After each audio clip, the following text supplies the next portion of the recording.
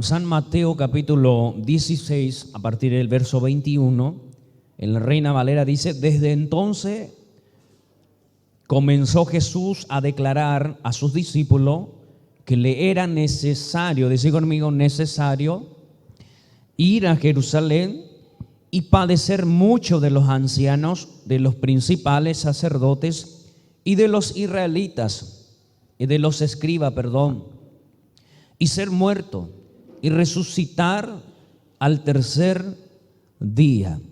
Entonces Pedro, verso 22 dice: entonces Pedro, tomándole aparte, comenzó a reconvenirle diciendo: Señor, ten compasión de ti, y en ninguna manera esto te acontezca.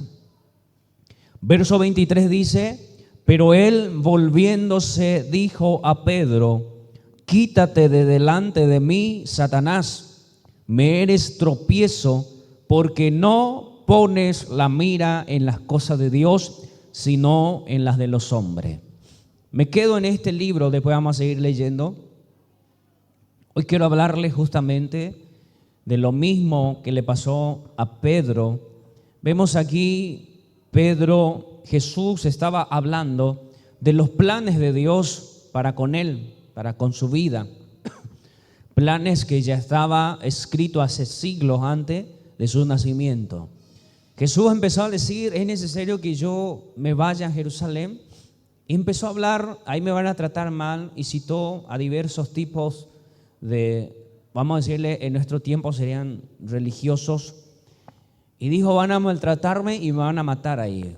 Es necesario que acontezca eso.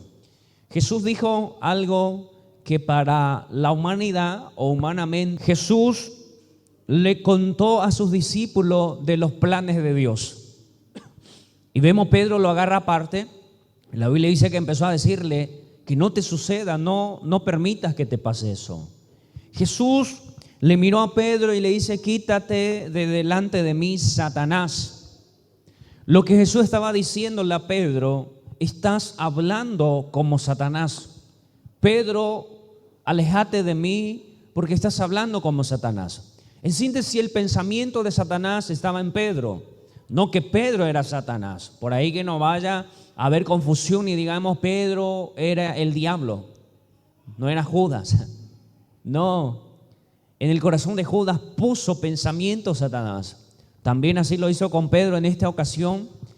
Por eso es que Jesús pudo discernir y pudo reprender en ese instante a Pedro, diciéndole que los pensamientos de Satanás están en ti, Pedro. Aléjate de mí porque me eres, ¿qué cosa? Tropiezo. Quiero tomar esta porción para hablar de muchos cristianos. A muchos cristianos nos pasa lo mismo.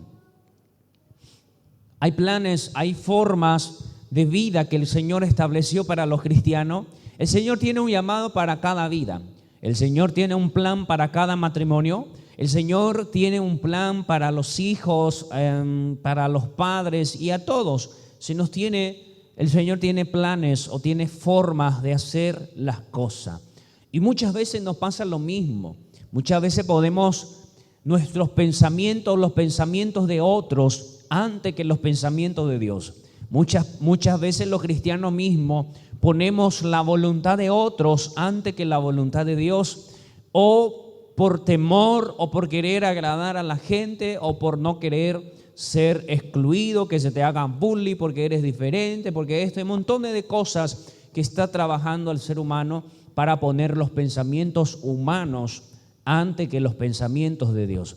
Entonces tenemos esa libertad de oír opiniones, de oír ejemplos o de tomar ejemplos de otras personas. Sí tenemos toda la libertad.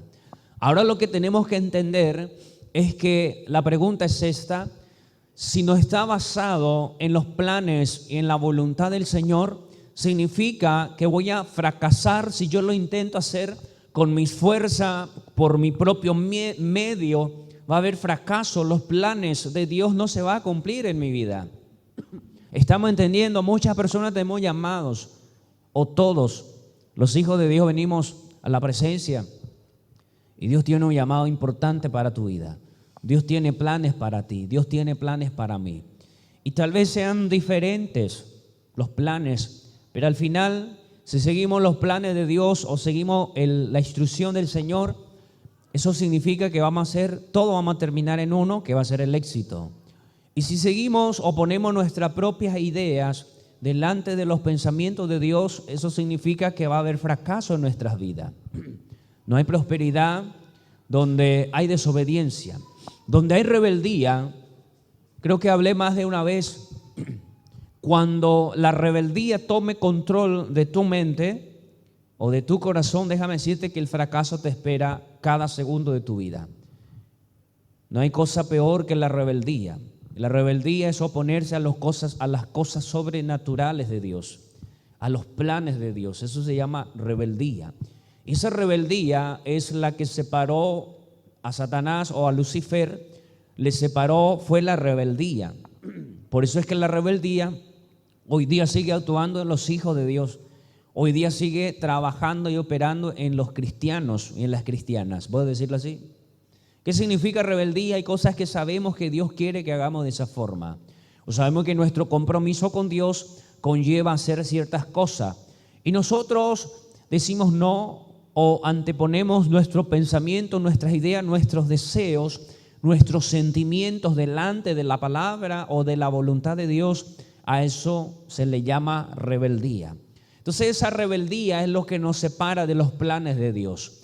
Ahora no existe personas mejores, ni más justos, ni perfectos, ni otros mejores que otros, sino más bien existen personas que respetan a Dios y personas que no respetan a Dios. Solo existen dos clases de cristianos o dos clases de seres humanos, personas que respetan a Dios y personas que no le respetan a Dios. Ahora yo puedo venir todos los cultos y puedo estar siempre en la iglesia, pero si yo hago las cosas a mi manera, como a mí me parece bien y me importa agrégalo como quiera, la opinión de Dios, entonces eso está mal, algo está mal en mi vida. Algo está mal, algo no concuerda con lo que profesa mi fe. Por eso la Biblia, los cristianos ya no vivimos por ley, sino por gracia. Estamos entendiendo, nosotros ya no estamos obligados a cumplir la ley y a eso voy a llegar. Cuando una persona, después vamos a hablar más de esto, cuando una persona puede estar a tu lado en la iglesia, un ejemplo, voy a ponerlo así. La iglesia, todo ministro tenemos también un llamado, un ministerio que Dios nos regaló, y al lado de nosotros vamos a tener discípulos y oyentes y seguidores. Hay otros que ni seguidores. ¿Estamos siguiendo? Casa de Dios Peniel. ¿Sí? ¿Somos seguidores? ¿Sí? Después están los discípulos. Los discípulos son los que están a tu lado. En los buenos, en los malos. Hay veces que en los malos también te puede abandonar, pero después vuelven. Los discípulos verdaderos regresan después, cuando ya resucite. Amén. Van a esperar que te muera y después cuando resucite van a volver. Esos son discípulos. Entonces, al lado de nosotros va a haber personas que van a estar siempre, si no están, personas que no están bajo o en su plan no está el obedecer la palabra de Dios. Esa persona va a ser tropiezo. Esa persona que de repente tú tengas una visión, y todo líder tenemos una visión implantada por el Señor. Entonces los discípulos lo que hacen es seguir esa visión. Personas que no están dispuestos a hacer la voluntad de Dios, porque eso no va a ser fácil. Va a haber dificultades, va a haber momentos difíciles en la vida. ¿Se acuerdan? La otra vez hablamos. Va a haber momentos difíciles para todo, para aquel cristiano, para el que no es, para aquel que es fiel con el Señor y aquel que es infiel. Siempre va a haber momentos difíciles en nuestras vidas. Ahora, como hablamos la otra vez, Jesús le compara a las personas que respetan y honran los planes de Dios. Sería los que viven haciendo la palabra de Dios. Jesús lo compara como alguien inteligente que construyó su casa sobre una roca. Hablamos de eso la otra vez. Vino la tempestad, vino el viento, vino lo malo y no lo derribó. Ahora aquel también le compara a las personas que oye la palabra y no la vive o no la respeta o no le tiene respeto, no le tiene honra a la palabra. Dice que va a venir esos tiempos difíciles y lo va a hacer una ruina, se va a quedar en ruina. No dice que se va a caer solamente, un destrozo, un lío va a ser su vida. Amén. Entonces, aquellas personas que obedecen la palabra, va a haber tiempos difíciles en tu vida, va a haber, pero dice que vas a estar de pie. La palabra dice, Jesús nos dice, tú cuando pase todo vas a estar firme, tu casa estará firme. Pero las personas que solo oyen la palabra y no las viven y no están interesados en vivir la palabra, va a venir esos tiempos difíciles también y te va a hacer un caos en la vida. Amén. Entonces Jesús lo dijo. Y todos los que creemos en Jesús tenemos que aprender a confiar y a creer en esos principios, porque lo dijo el Señor. Eso no lo dice un pastor, eso no lo dice un sacerdote, no lo dice ningún líder religioso. Lo dijo el propio Jesucristo, nuestro Señor, lo dijo de esa forma. Amén. Entonces las personas que estén a tu lado, personas que no están interesados por vivir la vida cristiana, eso va a ser un tropiezo para el ministerio entero. Va a ser un tropiezo. ¿Se acuerdan? Varias veces hablamos de esto. Hay veces que si no hacemos algo al respecto del ministerio de Dios, tampoco hagamos cosas para ensuciar el ministerio. Está bien, la Biblia dice que nadie esté sin hacer nada en la iglesia, que tenemos que hacer algo, tenemos que tener una responsabilidad en la iglesia. ¿Estamos entendiendo? Ahora, pastor, ¿y qué pasa si yo no tengo ninguna responsabilidad? Entonces hace un esfuerzo para no ser un tropiezo, aunque sea eso. Porque ya está mal luego el no hacer nada. Porque la Biblia dice que nadie esté sin hacer nada. ¿Estamos aquí o se fueron todos? Como dice un predicador conocido, ¿sigo o paro? ¿Avanzo? Entonces, vuelvo a decir, la Biblia dice que nadie esté sin hacer nada en la iglesia. Sería bueno tomar esa palabra en serio y preguntar de repente qué puedo hacer, qué hay para hacer, ¿sí o no? Y los que tienen algo para hacer en la iglesia, ámenlo, disfrútenlo, que no les sea una carga, sino sea un gozo, algo, un motivo de gozarse por trabajar y tener un trabajo en las cosas de Dios. Amén. Vuelvo a decir, ahora, de repente, pastor, yo no estoy haciendo nada para la obra, entonces escóndete. Trata de hacer algo ya que no estás haciendo nada por ahora, ¿verdad? Mientras que planeas algo con qué hacer en la iglesia. Mientras tanto, escóndete. No estés demostrando y no estés, vamos a decirle, pisoteando la gracia del Señor, porque vas a hacer un tropiezo y vas a hacer una carga. Amén. Entonces estiro la carroza con todo el pueblo, o me soy una carga para la iglesia. Pastor, eso duele, sí, tiene que doler. Eso tiene que doler. ¿Por qué? Porque hay muchas personas dormidas que piensan que la vida espiritual está, vamos a decirle que hay momentos de que no hay guerra. En la vida espiritual todos los días y todos los momentos hay guerra. Si tú te sientas, si tú empiezas a descansar, el enemigo no descansa. El enemigo todos los días está buscando a alguien a quien devorar. Aquellos que se relajan, aquellos que se sientan y se relajan, déjame decirte que el enemigo te va a devorar enterito. ¿Estamos entendiendo? La iglesia necesita estar en movimiento. Estoy expresándome. Yo necesito estar en movimiento en las cosas sobrenaturales de Dios.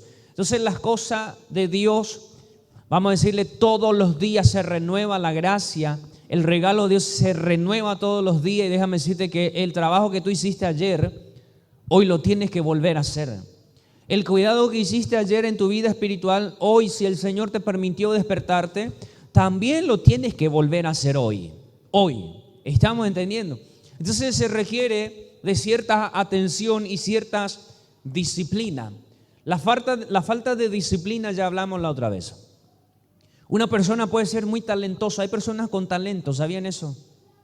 Tienen el talento para cantar, se le da un micrófono, canta, nunca se fue en una escuela de música, acierta el tiempo de la música, la tonalidad, y uno lo mira y le dice, wow, y le da otra pista, otra música y le dice, canta este, te lo canta. Tiene talentos que Dios le ha dado. Y hay otros que le vas a dar el micrófono y no vas a ver dónde empiezo, cuándo entro, cuánto no entro, ¿sí o no? El que se le dio el talento, muchos por ignorancia se burlan de aquellos que no se le dio ese talento.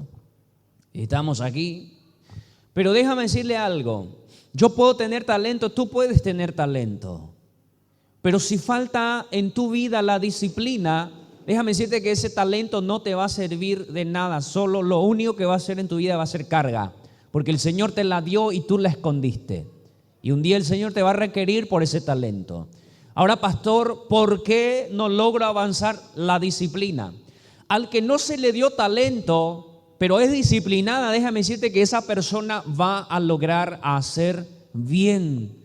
Va a llegar el punto y puede llegar y tiene disciplina, práctica, entrenamiento, se enfoca, estudia, hace esfuerzo y déjame decirte que esa persona sí va a llegar a ser.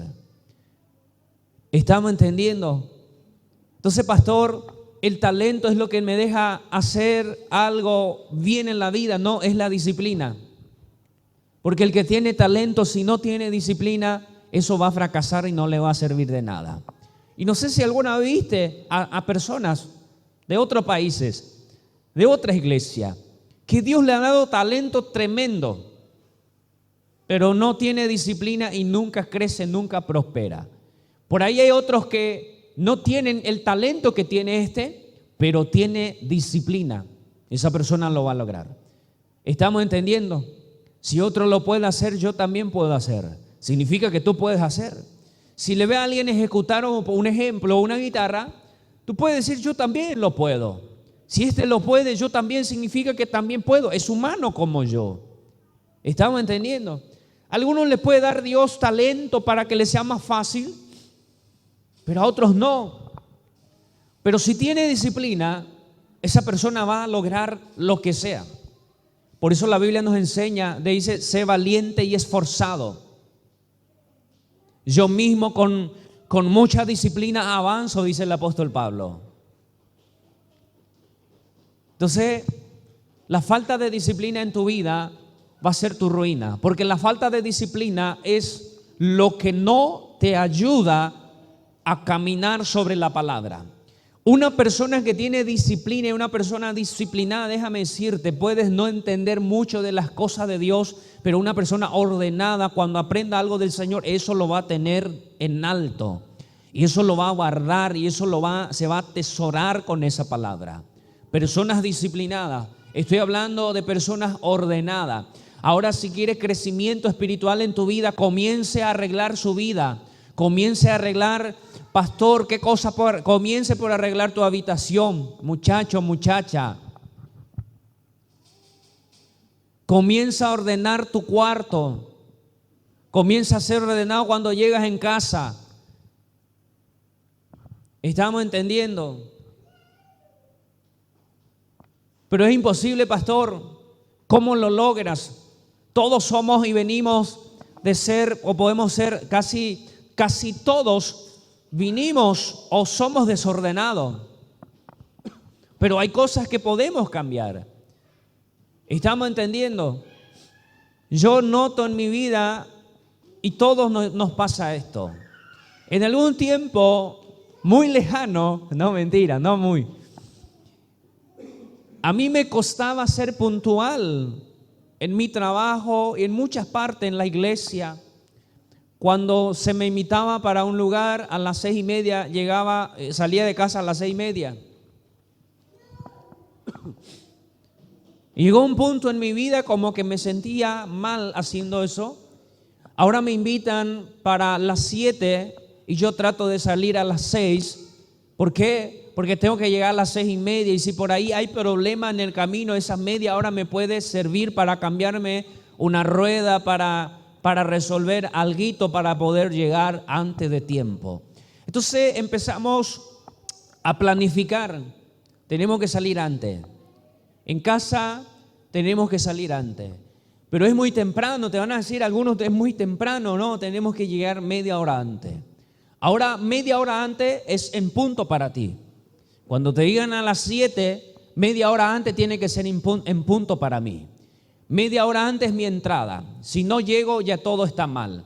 Y tenemos que hacer un esfuerzo porque la gente, si uno empieza a calcular, los días sábados, en otra iglesia, en esta no, en esta llegan antes, en punto media hora antes. Pero voy a hablar mal de otras iglesias hoy. Hay gente que toda la semana te va a decir, pastor, mi horario de trabajo me aprieta, por eso llego tarde en la iglesia. El sábado hay gente que ya no trabaja. Y otros que trabajan hasta el mediodía. Y otros que trabajan hasta las 3 y ya están en su casa. Pero aún así sigue llegando media hora después del horario del culto. En otra iglesia yo he visto así, acá no. Que nadie se me diga, yo ya me voy porque está hablando de mí. No, de otra iglesia. Entonces, ¿qué está pasando ahí? Soy un mentiroso. Hay cosas que yo puedo y me estoy engañando a mí mismo. ¿Estamos entendiendo? Yo me acuerdo, nosotros nos íbamos a hacer culto en San Isidro. Había días que sí venía cansado, pero mi mente estaba de que mi hora de dormir va a ser a las 12 o a la 1 de la madrugada. Y me levantaba a las 4 y en mi mente a la 1 tengo que dormir. Entonces me llegaba en casa, nos preparábamos, si me daba así, me acostaba una media hora para el buen humor o para el mal humor. Media hora, si me daba, me levantaba, nos preparábamos y nos íbamos a hacer culto. Y llegábamos en tiempo de frío, nos íbamos en la moto, cuando eso éramos pobres. Y nos íbamos en la moto, hacía frío, había polvo, era tierra, no había asfaltado, y nos íbamos a hacer culto. ¿Estamos entendiendo? A veces había días en que la gente ni siquiera venía a la iglesia y la familia que estaba en esa casa, lo que se hacía culto, porque hacía frío. Estaba nevando en Paraguay. Paraguay casi nunca sucede eso. Igual nos íbamos. El Señor tenía llamado, tenía profecía para nuestras vidas.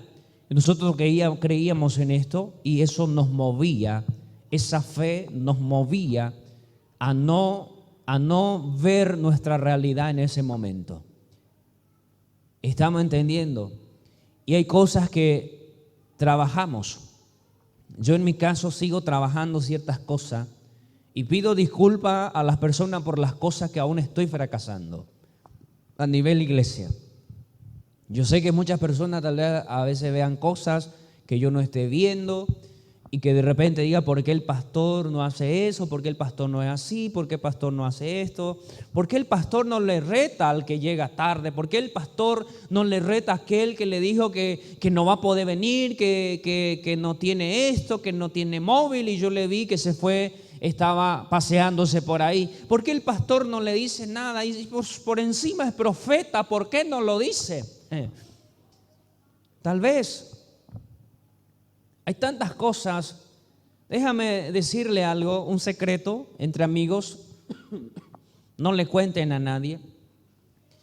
Déjame decirte que a veces tengo ganas, pero a veces después vuelvo a pensar de que tuve una etapa en mi vida cuando fui joven. No estoy justificando a los que andan de mala, sino estoy hablando de que hay cosas que sí le va a costar. Pero a las sinvergüenzas y sinvergüenzas, ¿dije bien? No lo estoy respaldando. Estoy diciendo que cada edad tenemos algo difícil en la vida por hacer. Pero todos somos llamados a vivir la palabra, a vivir según la voluntad del Señor. Amén. Y si yo no vivo según la voluntad de Dios en mi grupo de iglesia, yo voy a ser tropiezo. Por eso la Biblia le dice a los jóvenes, busca personas, juntate con personas que le alaban a Dios y le adoran con todo el corazón y con toda su mente. Juntate con personas así. Eso te dice la Biblia. Amén. ¿Por qué? Porque si hay personas en tu entorno, amistades, que no tienen intereses de obedecer la palabra de Dios, déjame decirte que ahí no es ese no es el lugar. Ese no es tu lugar. Ese no es tu grupo de amigos, según la Biblia. Se dice, te van a hacer de tropiezo. Decí conmigo, me van a hacer de tropiezo. Con lo que me cuesta y con lo que te cuesta ser cristiano, ahora imagínense cargarse con 5 o 6 cargas más, con 5 o 6 tropiezos.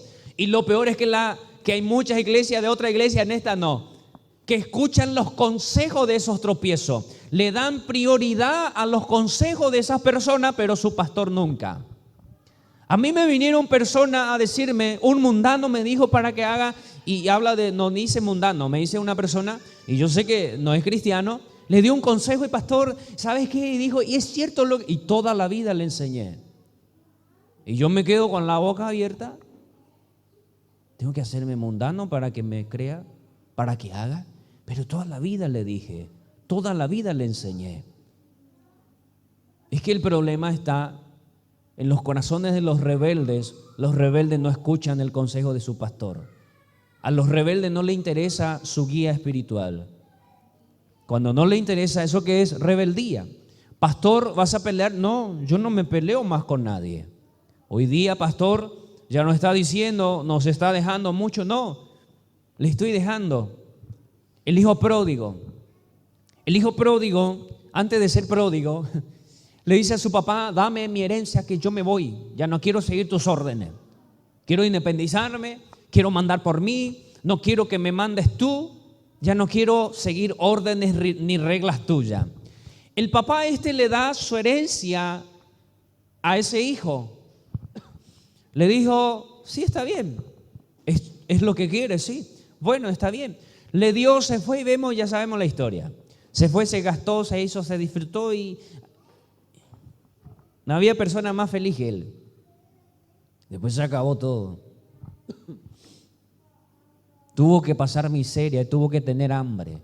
Se le tuvo que negar la comida de los cerdos para despertarse y decir, en la casa de mi padre hay abundancia. Voy a ir y voy a decirle que me contrate como un empleado más. Voy a trabajar por comida si es posible. Entonces, en la vida espiritual es así. Es lamentable, pero hay gente que hay que darle su herencia. Hay que darle su libertad, que haga, que viva como quiere. Llega un punto donde ya nadie te dice nada, eso ya está mal. Cuando el pastor, y anda haciendo lo mismo con que el pastor te decía, no hagas, no vivas así, y dejó de decirte, el pastor al fin se olvidó de mí. No, hijo pródigo.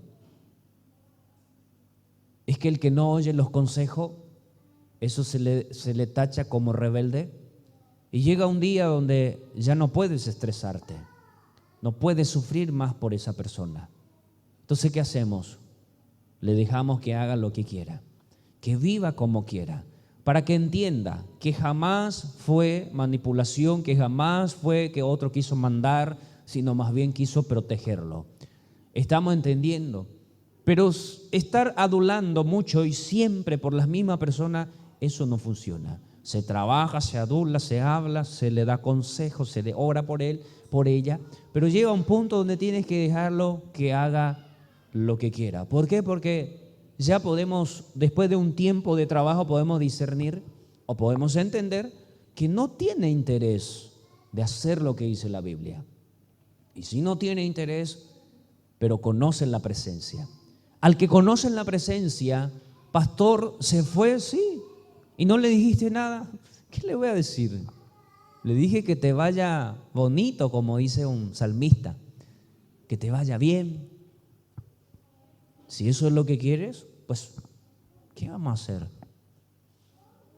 Pero algo yo sé, ya conoció la presencia. Un día cuando se le niegue la comida de un cerdo, se va a acordar de la presencia. Se va a acordar donde era feliz en la presencia de Dios y va a decir, voy a volver. Y ahí sí va a venir verdaderamente. ¿Estamos entendiendo? ¿Sí o no? Pastor, ¿por qué nos dice eso? Porque no quiero que se engañen a ustedes mismos si de repente le pasa eso y como que andábamos, no haga, pastor, se llama, y dejé de decirte déjame decirte que se te está soltando, que se te está dejando, se te está dando la herencia para que te vayas, para que hagas lo que quieras. Pero puedes estar en la iglesia, sí puede estar. Espiritualmente estamos desconectados. Esa es la verdad. Una persona rebelde se desconecta espiritualmente de ti. Eso es lo que pasa. Una persona rebelde, lo que pasa es que se desconecta de Dios. Y cuando se desconecta de Dios, ¿qué pasa? Según Jesucristo, la Biblia dice, viene el enemigo, ve que está vacío en la casa, no hay presencia, no hay Dios, no hay compromiso, mejor dicho. ¿Sí o no? Perdió el compromiso, se olvidó de su compromiso con Dios. Eso significa que encontró vacía la casa. ¿Estamos entendiendo? Porque tener la presencia de Dios no se basa en estar solo en la iglesia, sino es tener compromiso con Dios. Amén. Verso 24 dice, entonces Jesús le dijo a sus discípulos, si alguno quiere venir en pos de mí, niéguese a sí mismo y tome su cruz y sígame. Porque todo el que quiera salvar su vida, la perderá, y todo el que pierda su vida, por causa de mí la hallará. Porque ¿qué aprovechará el hombre si ganare todo el mundo y perdiere su alma? ¿O qué recompensa dará el hombre por su alma? Jesús dice, el que quiera ser mi discípulo, hablamos de eso la otra vez, niéguese.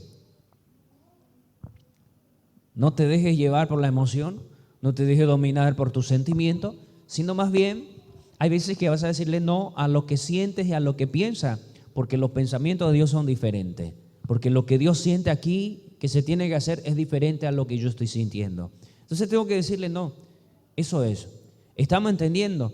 Después dice, porque todo lo que quieran ganar su alma, su vida van a perderla. ¿Qué me está diciendo? Si busca aprobación de los demás, si busca que la gente te apruebe, si busca que la gente te ame allá y por eso le niegas a Jesús, por negar a Jesús, porque muchas personas niegan a Jesús porque tienen miedo de perder la aprobación de la gente. ¿Estamos entendiendo? Y si alguien está dispuesto a perder la aprobación de los demás, ese va a ganar su alma. Después Jesús dice, ¿de qué te sirve ganar todo el mundo? ¿De qué te sirve que la gente te halague, que la gente te diga wow, que la gente te aplauda? Si al final vas a perder tu alma. Amén. Entonces te está diciendo, ¿de qué te sirve abandonar tu compromiso con Dios por cosas que después, por la cual vas a perder tu alma? No vale la pena. Eso es lo que está diciendo. ¿De qué te vale ponerle a Dios por último, después, cuando me sobre tiempo? Y nunca te sobra. Tiempo es algo que nunca te va a sobrar. Hasta el más haragán no tiene tiempo. Hasta la persona con más tiempo no tiene tiempo para Dios. ¿Sí o no? Está en blanco y dice, no tengo tiempo, pastor, para orar. No tengo tiempo para Dios. No tiene tiempo. Ya vio el Facebook 5 veces, ya vio todo y ya revió todo y dice, está aburrido ya. Voy a estar en Instagram. Ya vio todo Instagram, ya vio todo lo que hay en redes sociales. Ahora dice, ¿qué voy a hacer? No tiene tiempo para Dios. No tiene tiempo. Y algo está mal. Santiago capítulo 4, verso 4. Santiago capítulo 4, el verso 4 dice, oh alma adúltera, ¿no sabéis que la amistad del mundo es enemistad contra Dios? Cualquiera pues que quiera ser amigo del mundo se constituye enemigo de Dios.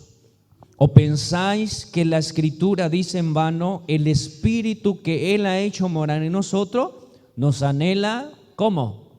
Celosamente. Cuando venimos a Cristo vamos a volver a hablar de esto. Dios, cuando venimos a Jesús, Él pone su Espíritu en nosotros, el Espíritu Santo. La Biblia dice que Él es celoso por nosotros. La Biblia, el verso 4 dice, oh alma adúltera.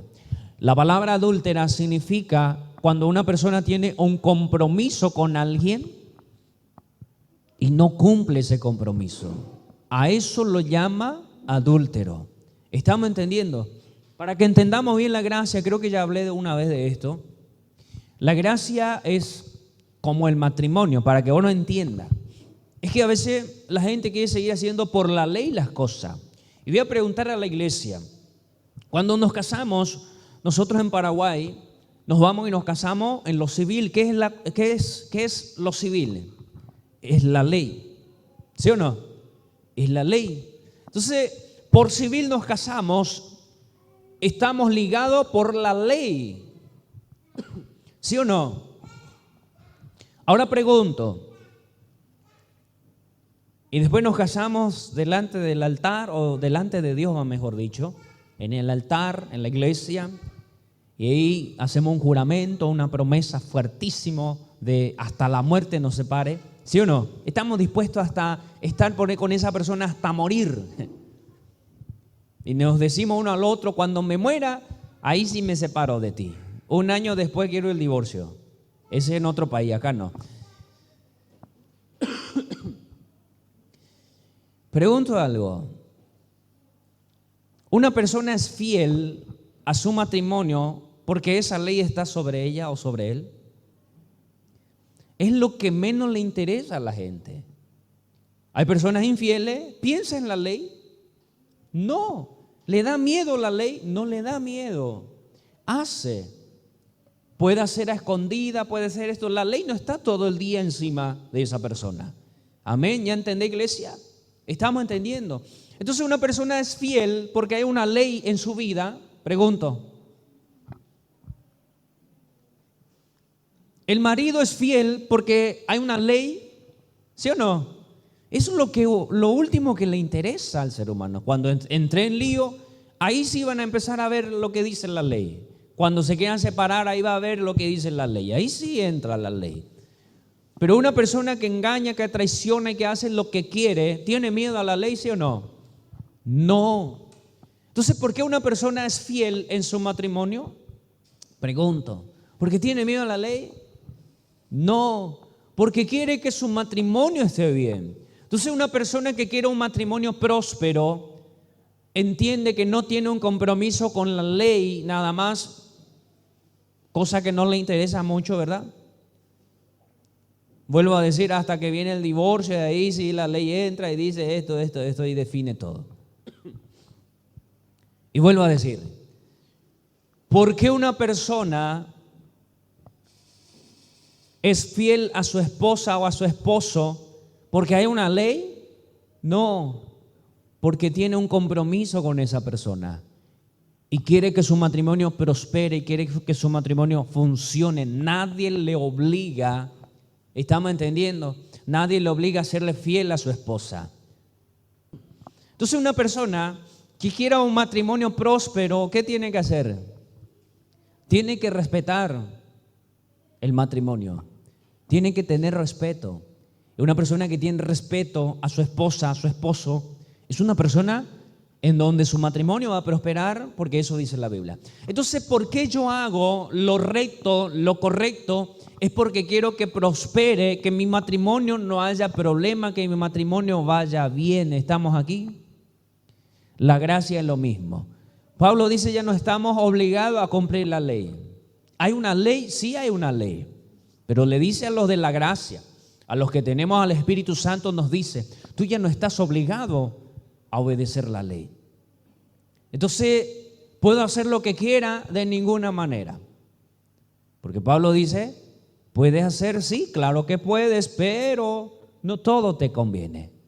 Te dice, eres libre de ser infiel en tu compromiso con Jesús, sí eres libre. Pero déjame decirte antes que no todas las cosas te conviene hacer. Entonces te dice no te conviene porque tu relación con Dios no va a ser sano. Si uno hace lo incorrecto y si uno es infiel, es una persona adúltera y anda de mundano y anda de mundana, es un adúltero espiritualmente. Tiene un compromiso con Jesús y hay cosas que yo ya no puedo estar haciendo. Porque tengo un compromiso con Jesús. No hay una ley. Mejor dicho, hay una ley, pero no es por ley. Es por gracia. Yo estoy unido a Jesucristo y Jesucristo, como señal de que estamos unidos con Él, puso en nosotros su espíritu. ¿Estamos entendiendo? Y eso lo dice la Biblia. El espíritu nos anhela celosamente. Él es celoso por nosotros. Amén. Entonces cuando vivimos según el mundo, lo que estamos haciendo es estamos siendo adúlteros espirituales. Tenemos un compromiso con Jesús. Amén. Y quiere una relación sana, próspero con Jesucristo, es la pregunta. Entonces no lo haga por obligación. Hacelo porque quieres una unidad con el Espíritu del Señor o con el Señor sano. Y si uno cumple a lo que se comprometió con el Señor, vas a prosperar. Tienes un compromiso en el bautismo. Cuando hicimos bautismo nos comprometimos con el Señor. ¿Estamos entendiendo? El bautismo no es que uno se va y entra en el agua, sale y ya está. No, déjame decirte que hiciste en el bautismo, hiciste un compromiso con el Señor. Ahora la pregunta, si vuelves a vivir como el mundo, eres un adúltero. Tenemos que no vivir más de esa manera. Tenemos que negar a ciertos gustos, a ciertos pensamientos, ideas que tengamos o que querramos. Inclusive tenés que negar muchas veces a las emociones, a los sentimientos, porque tienes un compromiso. Amén, con el Señor. Estamos aquí. Los casados me entienden. ¿Es dominado, pastor? No, acá en Paraguay decimos lorito, no. Tiene un compromiso con una mujer, tiene un compromiso con un hombre. Y ya no puede ir donde quiera, cuando quiere, no puede mandar así, o puede, ¿sí o no? Puede, pero ya no debe, porque no le conviene. Amén. Al casado no le conviene ir a parrandear por ahí, llegar de madrugada el otro día, ¿sí o no? ¿Puede hacer o no? Puede hacer, solo que no le conviene. Entonces hay cosas que dejamos de hacer porque no nos conviene. Amén.